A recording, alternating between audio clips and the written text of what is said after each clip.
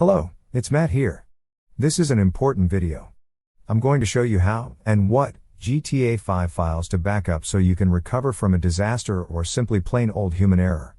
This process will also allow you to continue playing single player after a game update. That's because after every GTA5 update a new script hook 5 is required. The great news is that with the proper backup you can play while you wait for a new script hook 5 release. Or you can roll back to an older version of GTA5 if you prefer. We're going to start in Steam and give you some tips. If you go to the library and right-click your game, you will get this menu pop up. From Properties, Local Files, we select the Browse option. That will take us to our root or game folder, where GTA5 is installed. If you need instructions on how to do this easy step with the Epic Games version, please post a new thread in this forum and someone will help you with that part. The rest is exactly the same. We're going to take a look at what we need to back up now. All the changes we made, if you are modding the safe way, will be in the mods folder. Keep in mind that you could simply back up your entire mods folder, but if hard drive space is an issue you are better off selecting which files to back up. That's what we will do here. You may have many x64 files, and if you made changes to these files, for example vehicle replacements, you definitely should back them up. If we now look inside the update folder, we absolutely want to back up update.rpf because it has your DLC list.xml, gameconfig.xml, and other user files which you likely modified.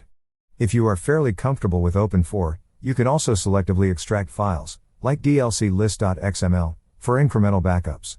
Next is your x64 folder which contains your DLC packs. You will want to back this up once, and then do incremental backups once in a while to avoid duplicating your backups with exactly the same files. The last step is to back up a few more files in the root folder. This is to allow you to continue playing after a game update. The files we need are dinput8.dll, which hasn't changed since 2015, but we will keep it for completeness, script hook 5, and the game executables. That's all we need for mods. I suggest you create a backup folder like this one. Now that we've backed up all these files, the basic ones, you might want to back up any other files you modified.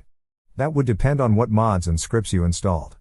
It might include for example your menu outfits, favorites, maps etc. You could also back up any scripts or SIs files and any files you changed or just want to keep.